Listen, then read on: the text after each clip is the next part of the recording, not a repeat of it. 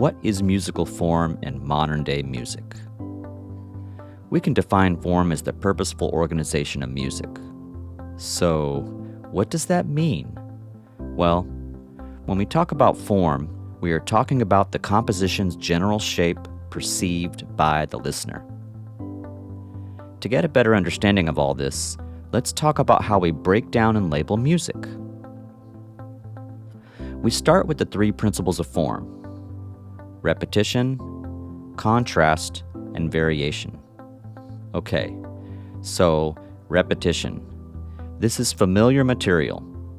We have heard this before, and we can label this music as capital A. And then if the music is an exact repeat later on, we would label it as A again. That's a capital A, of course. The musical form may have multiple letters, and any one of them might repeat in the music, and if it's exact, we say, oh, that's a repetition. I've heard that before. Easy enough, right?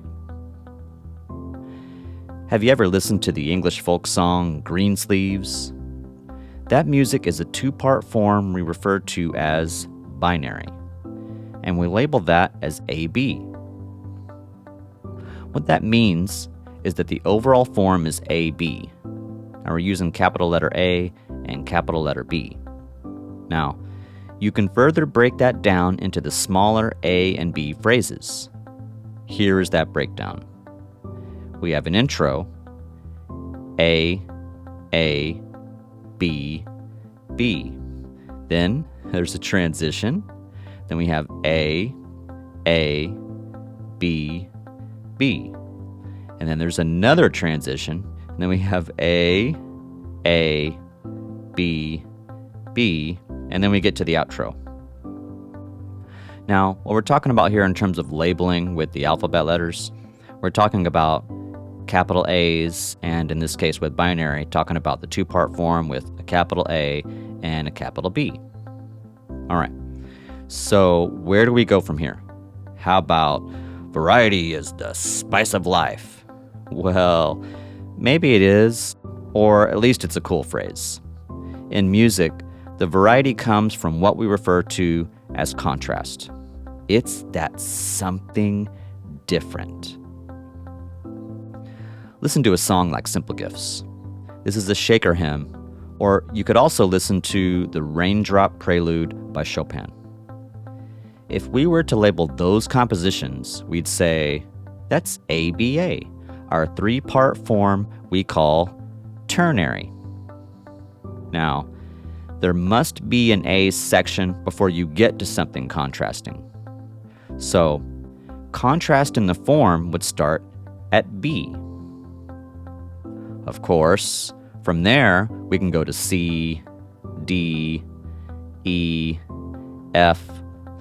You know, if the music is a multi-letter form like Rondo, which would be A, B, A, C, A, or A, B, A, C, A, B, A. Why am I getting faster? Just having some fun. Or how about ABACABA?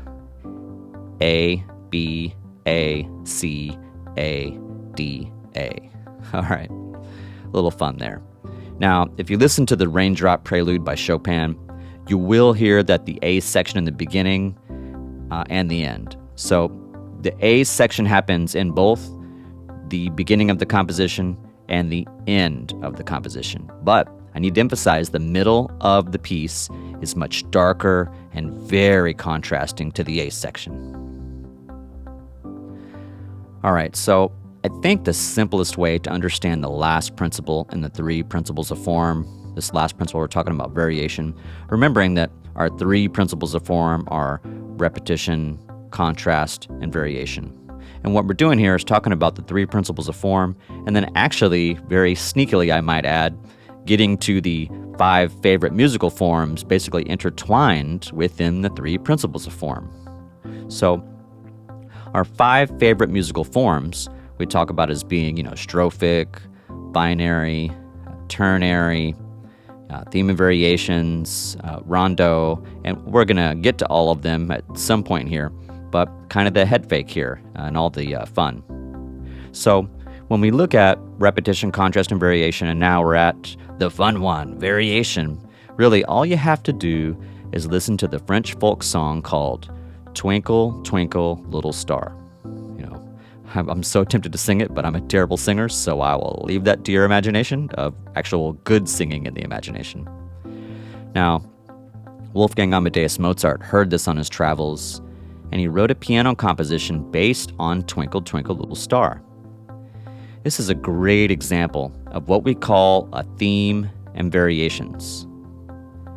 Variation in music, it's familiar, but there have been some slight changes or alterations. In the music, we label this as A, so the A is the theme. And the A or the theme, this is our main melody. Now, when we have A1, A2, A3, A4, A5, etc., those are the variations. So again, variation is familiar.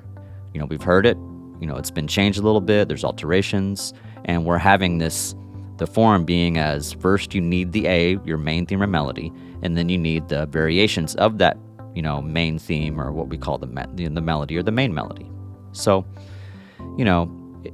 we hear variation in music and it's like, I feel like I've heard it before. It sounds different, I'm just not sure.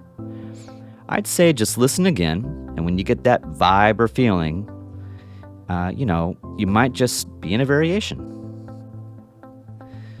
It could be a drastic change, though, from, say, a major key to a minor key, or it could just be a change in the density. And I say it could, but it could be a big change in the density, specifically the density of rhythm. And that might throw you off at first, and then, aha, it hits you. It's like the light bulb effect, and now everything is illuminated. All right. We can't leave out our good friend strophic form. I mentioned strophic earlier. In strophic, the music stays the same and the text changes. Some examples that you can listen to would be the Brahms Lullaby, hymns, carols, folk songs, and patriotic songs. If you were to break down the musical phrases and the form in the Brahms Lullaby, you'd get an A, a big letter A. Okay? If you wanted to further break down the music and text, you would get a big A for the music, and then a little A, B, C, C, and then another big A for the music, as the Brahms Lullaby would typically repeat, and then a little A, B, C, C, again, for the text as we're labeling the text, A, B, C, C, both times. Remembering that music stays the same, but the text changes. Before you listen to the song in English, though, check out the original version in German. It's calm, soothing, and all around relaxing.